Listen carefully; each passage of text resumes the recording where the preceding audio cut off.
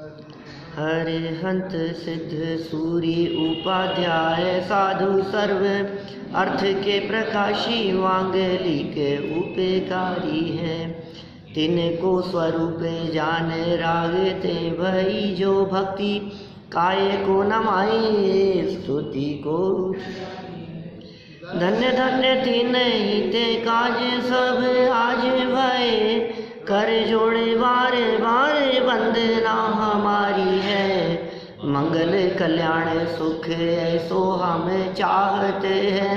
हो मेरी ऐसी दशा जैसी तुम धारी है। हो मेरी ऐसी दशा जैसी तुम धारी है। हो मेरी ऐसी दशा जैसी तुम धारी है। उपादान और निमित्त के संबंध में पिछले 2 दिनों से अपनी यहाँ चर्चा चल रही थी। उपादान और निमित्त, इनकी परिभाषाएं तो आप लोगों को याद हो गई होंगी। किसी भी काम के होने में ये 2 कारण नियम से होते हैं। समंत भद्राचार्य देव ने ऐसा लिखा है, बाह्य तरोपाधि समग्र तेयम कार्येषु ते द्रव्यगत स्वभाव है। क्या लिखा उन्होंने? बाह्य तर उपाधि, किसी भी कार्य के होने में 2 कारण हैं, बाह्य और अंतरंग। समग्र तेयम, समस्त कार्यों में। लेकिन कार्येषु, कार्य के होने में द्रव्यगत स्वभाव, द्रव्य स्वभाव मूल कारण है। किसी भी कार्य के होने में 2 कारण हैं, एक उपादान कारण और एक निमित्त कारण। 2 कारणों के होने पर कार्य होता है। 2 में से मूल कारण क्या है? बोले उपादान कारण तो मूल कारण है और निमित्त कारण मूल कारण नहीं है, लेकिन उपचार से आरोप करके उसे कारण कहा जाता है, वो निमित्त कारण है। हमने बहुत सारे एग्जाम्पल दे करके यह बात की थी और आप लोगों से कहा था कि आप कुछ बातें साथ में लेकर के आएँ। तो लाए हैं क्या?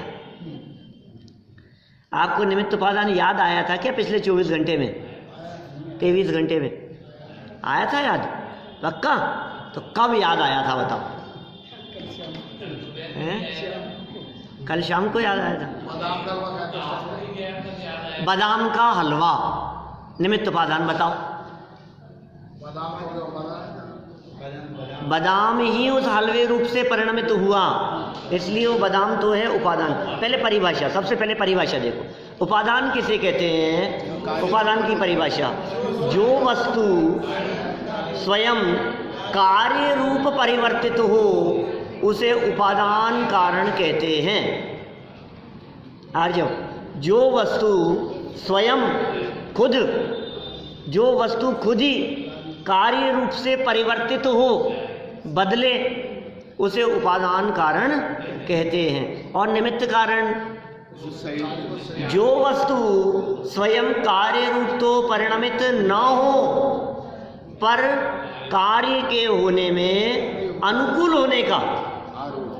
आप तो मेरी तरफ ध्यान दीजिए, याद कराने की जिम्मेदारी मेरी है। जो वस्तु स्वयं कार्य रूप तो परिणमित न हो पर कार्य के होने में अनुकूल, कार्य के होने में अनुकूल होने का आरोप जिस पर आए उसे निमित्त कहते हैं। आरोप ही आता है उसके ऊपर, वास्तव में किया धरा कुछ नहीं है। उसने किया तो कुछ नहीं है, लेकिन काम हुआ तो वो उपस्थित था। आप जानते हैं निमित्त, नियम से मित्रता धारण करे, निमित्त शब्द है। नियम से मित्रता, काम के होने में जो नियम से मित्रता धारण करे उसका नाम निमित्त है। जैसे समझिए आपके जितने मित्र होते हैं वो सब क्या करते हैं? सहायता करते हैं, आपकी हेल्प करते हैं। लेकिन वो जो हेल्प करते हैं उस हेल्प में काम तो आपका ही है। वो तो सहयोग किया, तो जो सहयोग है ये सहयोग कथन मात्र है। अपना उदय खराब हो तो मित्र भी शत्रु हो जाते हैं। कौन किसमें निमित्त बने? अपना ही उदय खराब है तो अपन क्या करें? अनुकूल दिखने वाले भी प्रतिकूल हो जाते हैं, अच्छे अच्छे चलने वाले भी विरोध में चलने लगते हैं। क्या जिनसे अपेक्षा होती है वही उल्टे चलते हैं। ऐसा ही उदय है आपका, आप क्या करो? तो ये जो किसी व्यक्ति ने विरोध किया, कोई व्यक्ति आपका के ऊपर बहुत गुस्सा कर रहा है, उपादान निमित्त घटाओ। मेरा सादा वेदनीय तो जो है वो नहीं, अब उस व्यक्ति के गुस्सा करने में अब अपना कुछ रोल नहीं है। वो व्यक्ति गुस्सा कर रहा है, उसमें उपादान निमित्त घटाओ। उस व्यक्ति के गुस्सा करने में उसका जो जीव था या उसके चारित्र नाम का गुण था, वही तो क्रोध रूप बदला ना, तो वो तो है उसका उपादान कारण। और निमित्त कौन बना? कि मैं निमित्त बन गया, क्योंकि मैं था, मैंने कुछ काम किया इसलिए गुस्सा आया। अच्छा उस पे मत लगाओ, अपने आप पे लगाओ। उनके कुछ करने पर हमें गुस्सा आया, अपने ऊपर लगाओ। मुझे गुस्सा आया, उन्होंने आपने कहा डोसे बनने चाहिए और उन्होंने इडली सांभर बना दिए। अब आपको गुस्सा आया, आ सकता है ना गुस्सा? तो अभी ये जो आपको गुस्सा आया, इस गुस्से में उपादान निमित्त क्या है? कि आपकी जो योग्यता थी या आप स्वयं जीव द्रव्य या आपका चारित्र गुण जो क्रोध रूप बदला है, ये तो है उपादान कारण। ठीक है ना? अब उसमें भी तत्समय की योग्यता और वो सब आगे बताने वाले हैं, वो उपादान कारण है। निमित्त कौन है? घर वाली वो बना, वो निमित्त कारण है। लेकिन एक बात ध्यान रखना, निमित्त कुछ करता नहीं है, निमित्त का कोई दोष नहीं है, निमित्त का कुछ कसूर नहीं है, गलती निमित्त की नहीं है, तो उपादान की गलती है। अरे गलती क्या कहें, वैसी योग्यता है बस। काम होगा तो निमित्त नियम से होगा, लेकिन निमित्त ने काम किया हो ऐसा बिल्कुल नहीं है। घरवाली इडली सांभर बना रही है और हम कह रहे हैं कि साहब इसका कोई दोष नहीं है। हाँ नहीं है, उसका कोई दोष नहीं है। तुम्हारे उस जाति के कर्म का उदय, तुम्हारी वो वस्तु ग्रहण करने की अपनी योग्यता, तुम क्या करो, तुम 100 सिर के हो जाओ तो भी जो बनना होगा वही बनेगा। और वो भी क्या करे, देखो वो भी जो निमित्त है ना, वो भी क्या करे, उनका भी कसूर नहीं है। क्यों? क्योंकि इडली सांभर बनने में वो तो निमित्त है। वो जो इडली का जो रॉ मटेरियल था, वो रॉ मटेरियल उसके बनने का उपादान कारण है। अभी जब हम क्रोध आदि के कार्य की बात कर रहे थे, तो क्रोध रूपी काम वो अलग काम है, इडली बनना वो अलग काम है। इडली बनी ना, तो इडली बनने में भी निमित्त बनाने वाले, और इडली के बनने से जो क्रोध हुआ, उस क्रोध में निमित्त इडली का बनना या क्रोध में निमित्त वो व्यक्ति जिसने बनाया है, तो इसके लिए भी वो निमित्त। अब इडली जो बनी है उसके बनने का उपादान कारण क्या? वो स्वयं मटेरियल, वो सूजी, जिस सूजी से वो बनी है वो सूजी ही उस रूप बदली है, वो उसका उपादान कारण। अब यदि उपादान की योग्यता ना हो तो निमित्त क्या करे? बनाने वालों ने तो खूब नक्की कर लिया कि आज शाम को ये बनाना है, ये बनाएंगे। बनवाने वालों ने भी कह दिया, बनाने वालों ने भी नक्की कर लिया कि यही बनाना है। और फिर क्या हुआ अचानक कि एकदम परिस्थितियां ऐसी बदल गई कि सामान नहीं था, टाइम नहीं था, लेट हो गए, इतनी जल्दी तैयार नहीं हो सकता है, मेहमान ज़्यादा आ गए, तो अब तो डोसे इतने बन नहीं सकते, वो तो एक एक सीखते हैं। तो अब क्या हो सकता है? तो एकदम विचार बदलना पड़ा। कि क्यों बदलना पड़ा?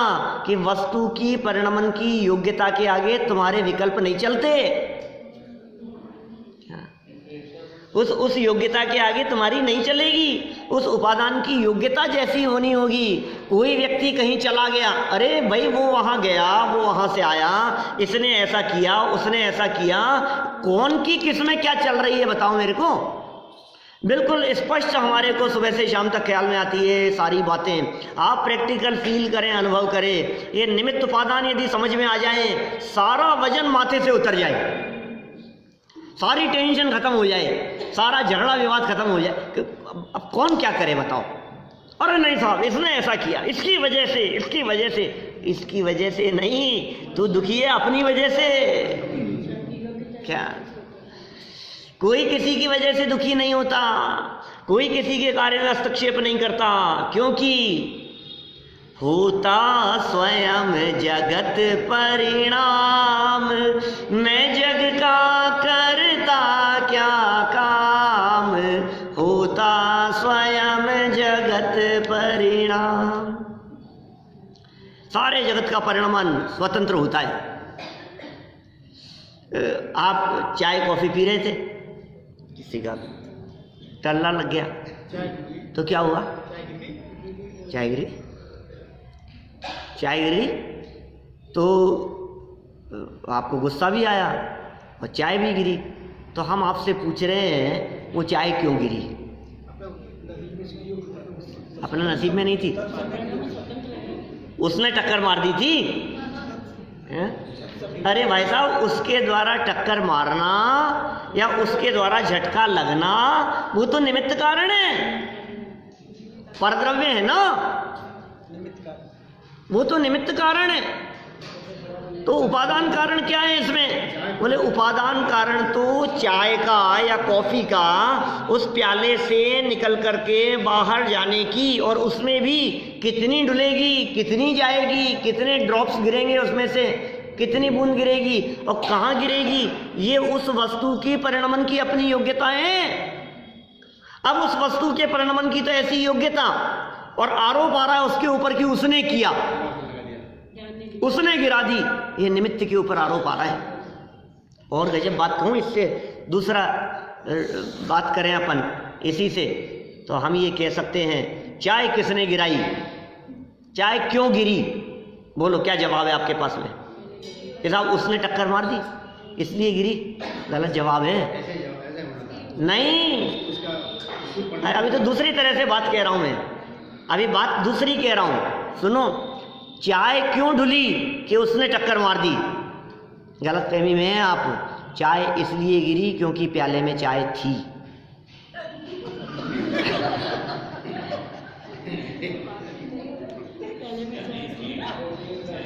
क्यों गिरी बताओ साहब? उसमें यदि चाय नहीं होती तो कितना भी टक्कर मार लो गिरेगी क्या? तो क्यों गिरी चाय? चाय के गिरने का कारण टक्कर मारना नहीं है, चाय के गिरने का कारण। अब सुनो, किसी भी घटना और परिस्थिति के बनने पर आपको गुस्सा आया तो गुस्सा क्यों आया? आपको लगता है उसकी वजह से आया, उसकी नहीं, तुम्हारे अंदर में जो है वही तो निकलेगा। प्याले में जो भरी थी, क्या पॉइंट समझ में आ रहा है क्या? आपके अंदर जो होगा वही तो बाहर निकलेगा ना भाई साहब। बाहर क्या चीज निकलेगी?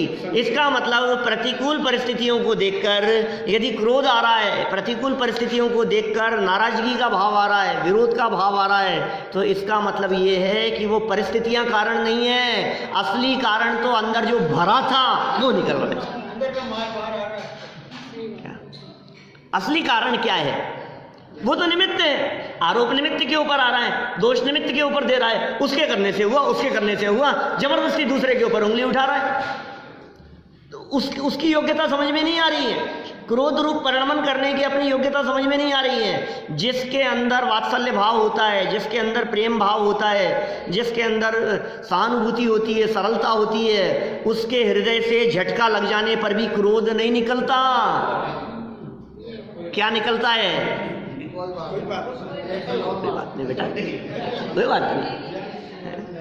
तो किसमें से क्या निकला?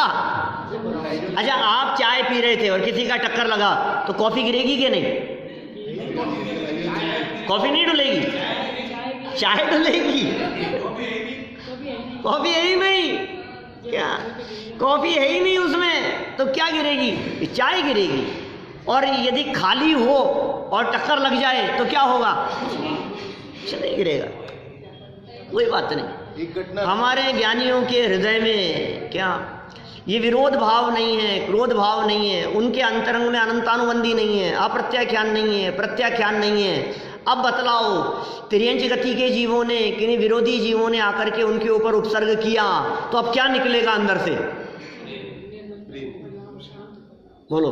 हमारे यशोधर मुनिराज 3 दिन तक, ये है यहाँ बैठे हुए चेल और श्रेणिक दिखाई दे रहे हैं, 3 दिन तक, ये पहला ही चित्र है, 3 दिन तक गले में मरा हुआ सर्प पड़ा रहा है। तो आपके ऊपर कोई व्यक्ति कोई कचरा डाल दे, 2 मिनट के लिए डलेगा, फिर तो आप साफ ही कर लोगे, तो फिर आपके अंदर से क्या निकलता है?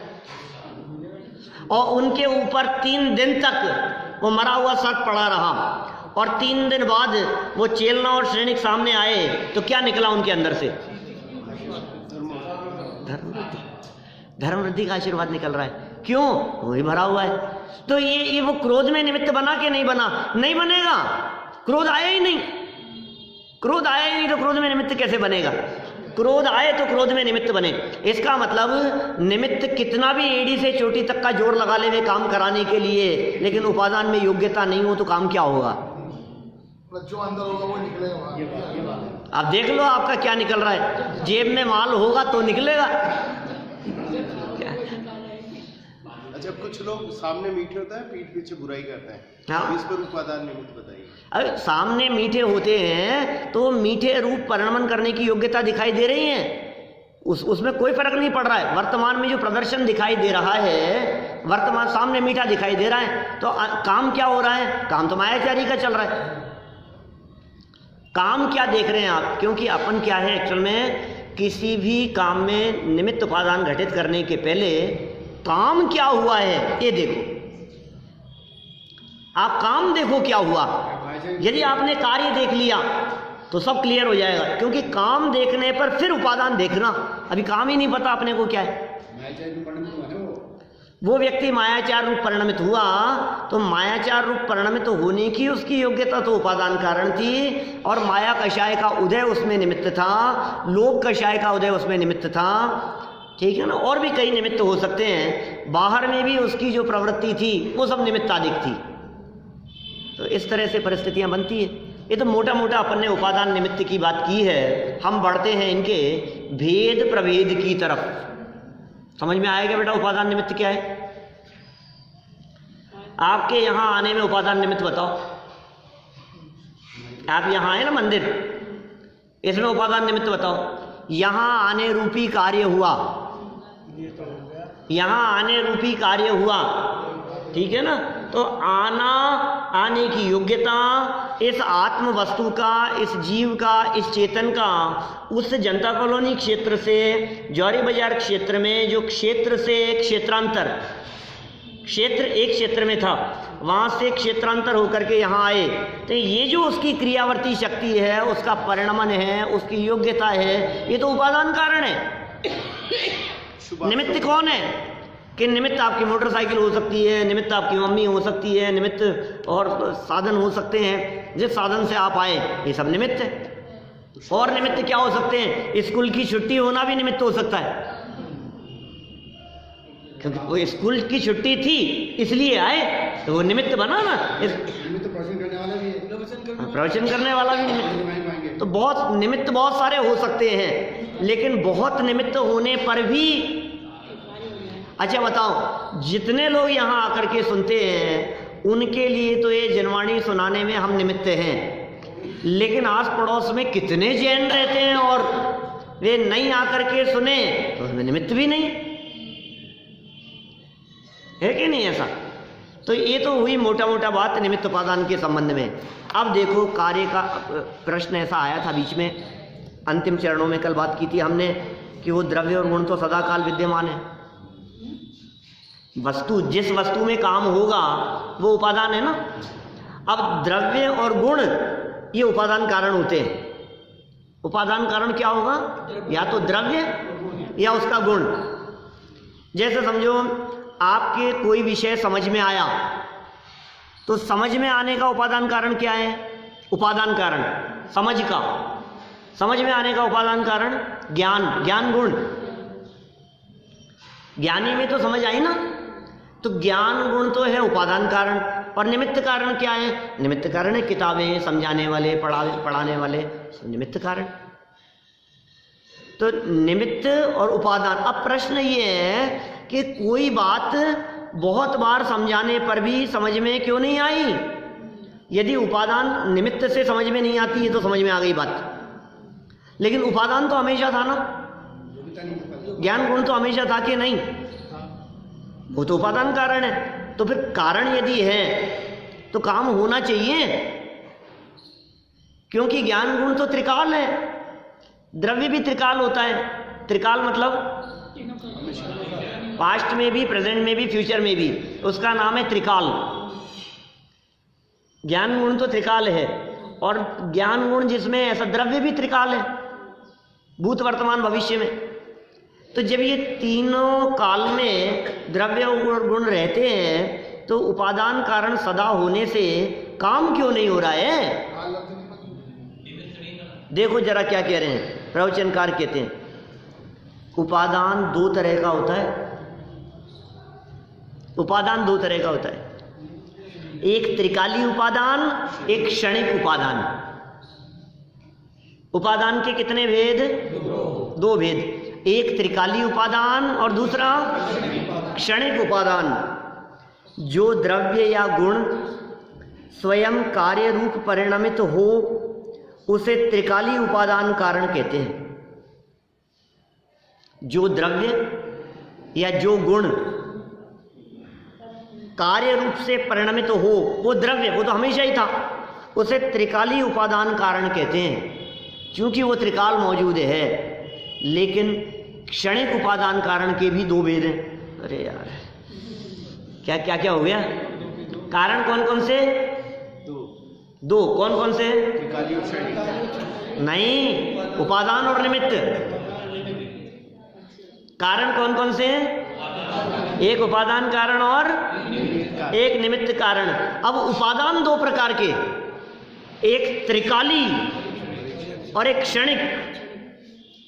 त्रिकाल है और एक क्षणिक है, ठीक है? त्रिकाली उपादान कारण और क्षणिक उपादान कारण। अब कह रहे हैं क्षणिक उपादान कारण भी दो तरह से, क्षणिक उपादान कारण को दो तरह से स्पष्ट किया जाता है। वो क्या है? द्रव्य और गुणों में अनादि अनंत पर्यायों का प्रवाह क्रम चलता रहता है। पर्यायों का प्रवाह क्रम चलता रहता है, पर्याय बदलती रहती है, अवस्थाएं बदलती रहती है। द्रव्य और गुणों में अनादिकाल से बदल रही हैं, अनंत काल तक बदलती रहेंगी। अवस्थाओं का बदलना ये वस्तु का स्वरूप है। जैसे ब्लड सर्कुलेशन की बात कहते हैं ना, हर समय बहना बदलना उसका स्वरूप है। तो द्रव्य में भी उत्पाद व्यय होते रहना उसका स्वरूप है। प्रवाह क्रम चलता रहता है। उस अनादि अनंत प्रवाह क्रम में अनंतर पूर्व क्षणवर्ती पर्याय क्षणिक उपादान कारण है। क्या? अनंतर पूर्व क्षणवर्ती पर्याय क्षणिक उपादान कारण है, और अनंतर उत्तर क्षणवर्ती पर्याय कार्य है। अभी नहीं, शब्द थोड़े कठिन है ना, देखो ध्यान दो क्या कह रहे हैं। एक पर्याय, फिर दूसरी पर्याय, फिर तीसरी पर्याय। अवस्था डे बाय डे बदल रही है। बालक अवस्था से धीरे धीरे अवस्था बदल रही है। बदलते कुछ महीनों, वर्षों, सालों में क्या हो गया? युवा हो गया। फिर भी अवस्था बदलना बंद नहीं हुआ। अब युवा अवस्था से भी हर दिन अवस्था बदल रही है। बदलते क्या हो गया? प्रौढ़ होकर के फिर बदलते वृद्धावस्था। ये डे बाय डे बदल रही है अवस्थाएं। अब कह रहे हैं किसी भी एक पोजीशन की बात करो, किसी भी एक स्टेप पर खड़े हो जाओ, अभी अनंत अवस्थाएं हैं। जन्म से लेकर के मृत्यु तक अवस्था चूंकि हर समय बदल रही थी, उस बदलती हुई अवस्थाओं में किसी एक पॉइंट पर हम खड़े हुए, ठीक है? तो अब उस पॉइंट पर जहाँ खड़े हैं उससे पहले वाली अवस्था का बदलना, तभी तो नई अवस्था आएगी। तो पूर्व वाली अन अंतर गैप दिए बिना, अन अंतर, अंतर माने गैप, अंतर माने गैप, और अन अंतर माने गैप नहीं पड़ना, और पूर्व पहले वाली क्षण, पहले वाला क्षण गैप दिए बिना जो पहले वाले क्षण रूप जो पर्याय थी वो है अनंतर पूर्व क्षणवर्ती पर्याय। उसका व्यय वो नहीं खिसकेगी तो नई नहीं आएगी। जैसे समझो मोदी जी के सीट पर बैठने का कारण क्या, कि उनके पहले वाले का सीट से हटना, क्योंकि वो सीट पे बैठे रहेंगे तो नया व्यक्ति सीट पे नहीं बैठ पाएगा। तो एक व्यक्ति के सीट पे बैठने का कारण क्या है, कि उससे पहले वाले का माने अनंतर गैप नहीं। अभी हम मोदी जी के सीट पे बैठने का कारण अटल जी को नहीं कह सकते, मनमोहन सिंह जी कहलाएंगे, क्योंकि अनंतर, अनंतर क्षणवर्ती। अब वो तो अपन तो उदाहरण दे रहे हैं, यहाँ तो एक एक समय में लगाना है अपने को। तो सम्यक दर्शन रूपी पर्याय के उत्पन्न होने का कारण इससे अनंतर पूर्व क्षणवर्ती जो पर्याय, जो मिथ्यात्व पर्याय थी, उस मिथ्यात्व पर्याय का व्यय वो तो कारण है, और इस सम्यक्त्व पर्याय की उत्पत्ति ये कार्य है, कार्य और उसका कारण अनंतर पूर्व क्षणवर्ती पर्याय, उसका व्यय कारण और ये कार्य। ये हो गया, ये क्षणिक कारण की चर्चा चल रही है, क्षणिक उपादान कारण। त्रिकाल योग्यता तो मौजूद, देखो त्रिकाल तो योग्यता है ही। जैसे सम्यक दर्शन किस में होगा, जीव में होगा, तो जीव तो त्रिकाल उपादान कारण है। सम्यक दर्शन माइक में तो नहीं होगा, सम्यक दर्शन पुद्गल में तो नहीं होगा, सम्यक दर्शन इस कुर्ते में तो नहीं होगा। एक वो अवस्था की बात है, अभी तो जीव द्रव्य की बात कर रहे हैं। जीव द्रव्य में ही सम्यक दर्शन होगा, इसलिए जीव तो त्रिकाली उपादान कारण है। ठीक है, फिर जीव द्रव्य में भी क्षणिक उपादान कारण जब तक नहीं होगा, क्षणिक कारण भी तो चाहिए। त्रिकाल कारण हो तो त्रिकाली काम होते रहना चाहिए, सो तो होता नहीं है। तो क्षणिक उपादान कारण क्या है, बोले क्षणिक उपादान कारण नंबर 1, वापस पढ़ते हैं अपन। पहला पॉइंट दो तरह से स्पष्ट किया जा सकता है, किताब में देखना आ जाओ क्या कह रहे हैं। द्रव्य और गुणों में अनादि अनंत पर्यायों का प्रवाह क्रम चलता रहता है। क्या?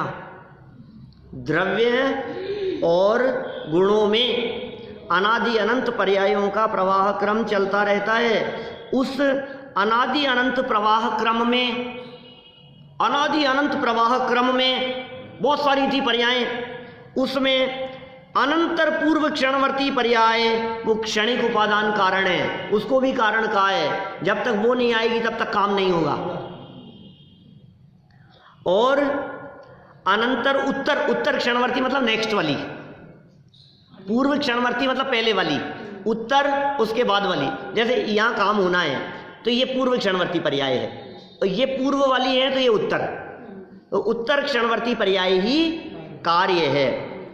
अब सेकंड नंबर क्या है, उस समय की पर्याय की उस रूप होने की योग्यता क्षणिक उपादान कारण है, और वह पर्याय कार्य है।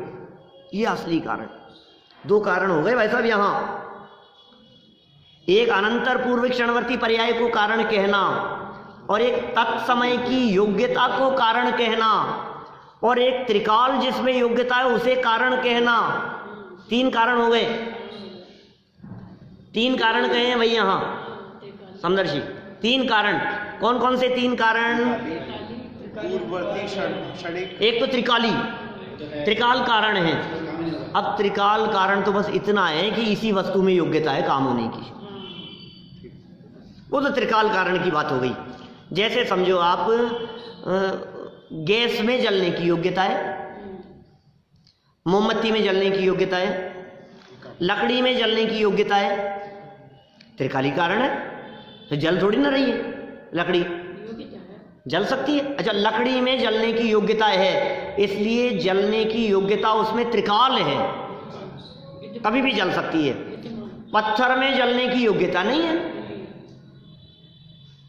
तो अग्नि के जलने की त्रिकाल योग्यता माने उपादान कारण, त्रिकाली उपादान कारण वो लकड़ी में हो सकता है, ईंधन में हो सकता है, पत्थर में त्रिकाल नहीं है।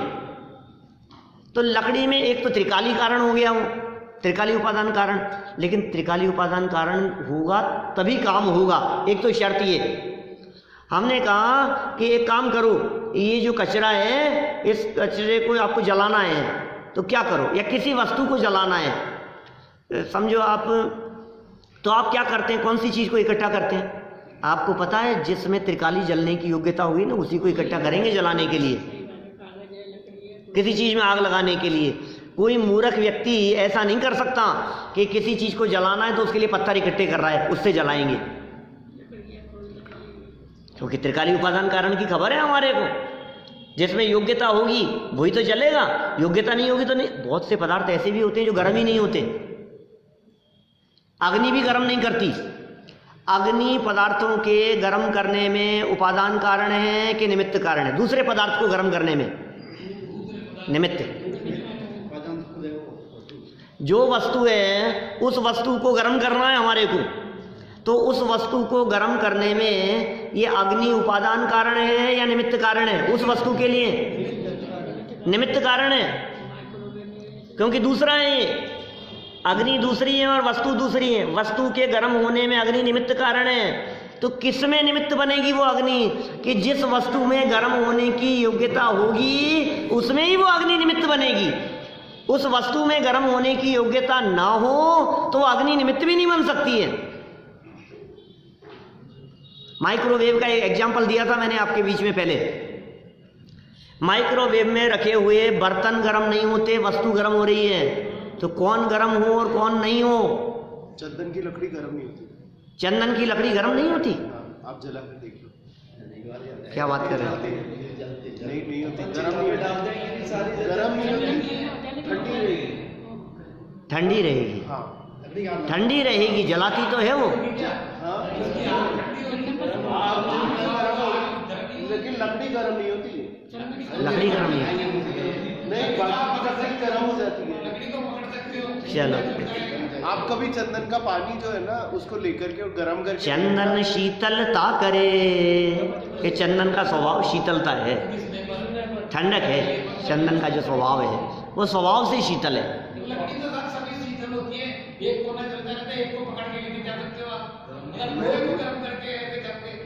मैंने इस पर बहुत सारे प्रयोग किए। चलो कोई बात तो नहीं, जिस समय जिस वस्तु के जलने की योग्यता होगी वो जलेगी, जिसमें गर्म होने की योग्यता है वो गर्म होगी, जिसमें गर्म होने की योग्यता नहीं है वो गर्म नहीं होगी। आप तो लकड़ी और लोहे के गर्म होने की बात कर रहे हो, आप तो गर्म मत हो। कुछ भी गर्म हो सकता है कभी भी, क्या दिमाग भी गर्म हो जाता है, क्या चेहरा भी गर्म हो जाता है, और वातावरण में भी गर्माहट आ जाती है। कौन कैसे गर्म हो?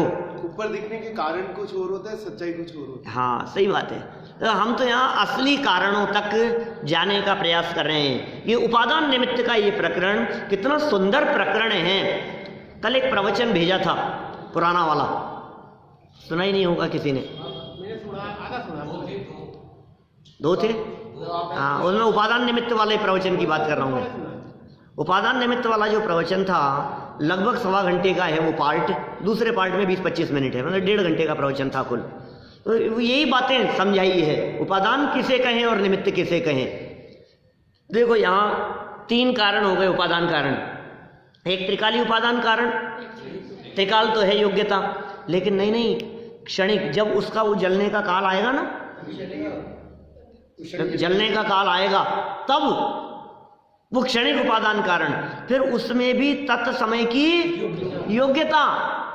क्या समझ लो, आप एक बालक है तो बालक में त्रिकाली उपादान है मूछे आने का, पुरुषों में, लड़के में, बराबर, लड़कियों में नहीं है। तो ये जो मूछे आने का त्रिकाली उपादान तो है, तो फिर मूछे कब आएंगी कि समय आने पे आएगी? क्या वो उसके क्षणिक उपादान पर निर्भर करती है वो चीज।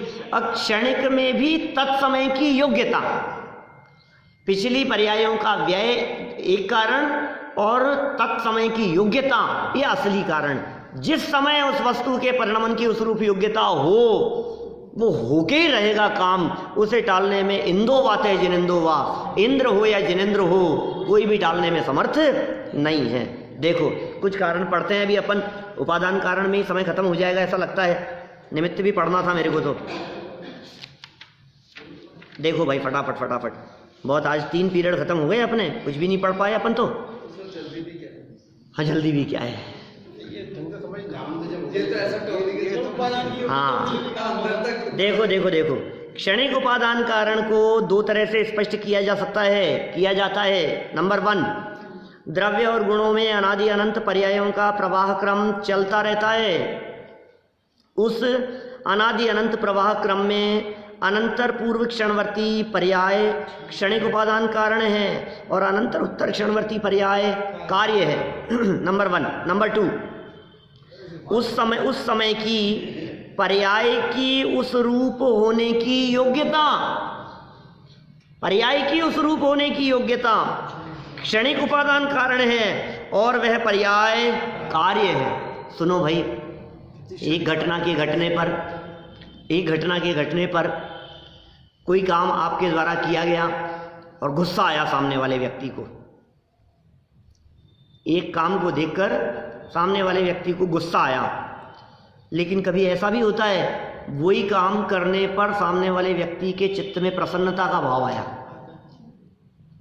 तो उसी बात को देखकर कभी गुस्सा और कभी प्रसन्नता, ऐसा क्यों?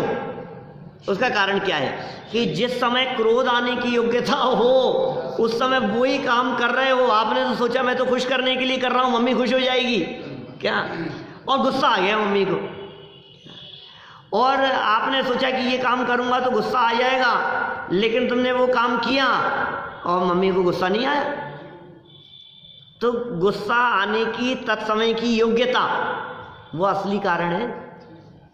मैं नहीं उदाहरण देता हूं इस तरह का, रोड पर चलता हुआ एक बालक फिसल गया, मम्मी पापा के साथ में जा रहा था, 3 साल का बालक था और रोड पर चलते चलते फिसल गया।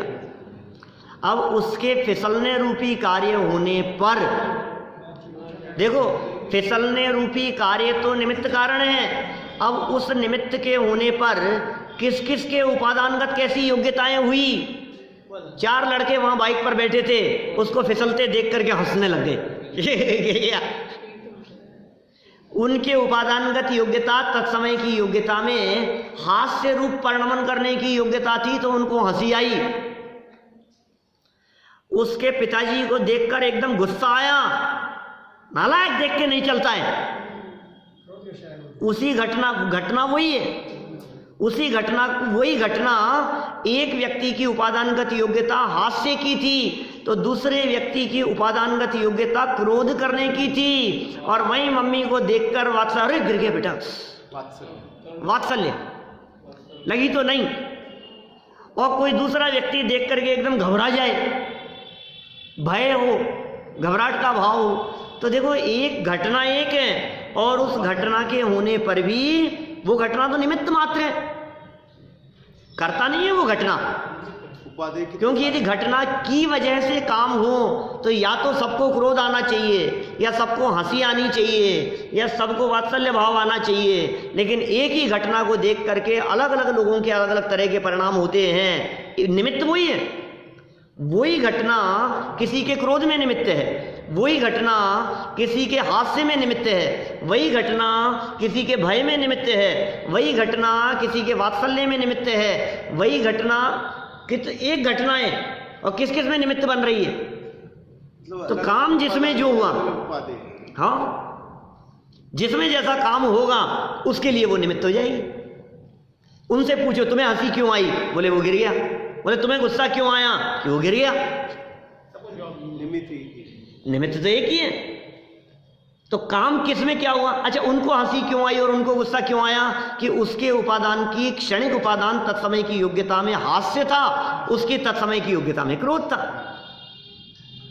अच्छा सुनो, अभी अलग अलग व्यक्ति खड़े किए, अभी एक ही व्यक्ति खड़ा करो।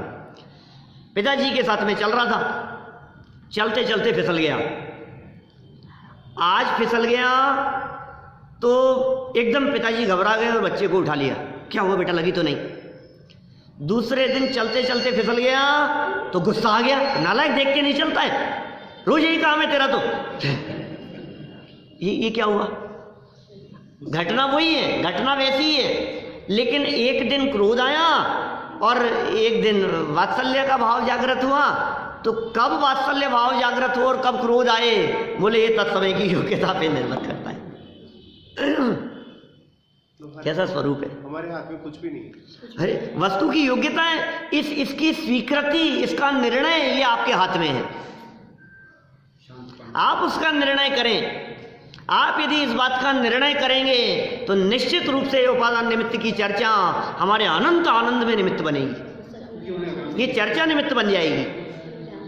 हर जगह पर घटित करो, हर जगह पर अप्लाई करो इसको। जहां अप्लाई करेंगे मजा आएगा, मुस्कुराते रहोगे आप देख देख करके। मजा आ रहा है हमारे को यार, कैसा जगत का परिणाम है। देखो आप, मैंने कुछ नहीं किया, ये गुस्सा कर रहे हैं। ऐसा ही होने की योग्यता है। ऐसा हो जाए तो आनंद, ऐसा ही होने की योग्यता थी। वास्तव में ये जो जैन दर्शन है, ये जैन दर्शन आर्ट ऑफ लिविंग सिखाता है। रियल आर्ट ऑफ लिविंग है ये जैन दर्शन। ये सिखा रहा है हमारे को जीना कैसे है, ये सिखा रहा है हमारे को प्रसन्न रहने की कला सिखा रहा है। हर परिस्थितियों को देखना, घटनाओं को देखने का नजरिया कैसा होना चाहिए। आपकी नजर यदि उपादान निमित्त से देखने की हो गई तो समझ लो आप धन्य हो गया आपका जीवन। अब आप ये वाक्य कहीं थर्ड पर्सन के बीच में बोलो तो कहेगा यार ये कहाँ से निमित्त उपादान जाने क्या कह रहा है। तो समझो पहले उपादान क्या है और निमित्त क्या है।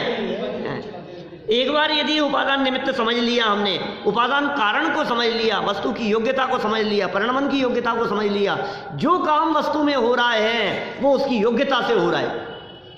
तो ये कपड़ा और बंदर था, बंदर ने आकर के फाड़ दिया। क्यों फाड़ा इसको, क्यों फटा ये? तो आपने कहा था बंदर ने फाड़ा। अरे बंदर ने फाड़ा वो तो निमित्त है, उसमें फटने की योग्यता थी इसलिए फटा।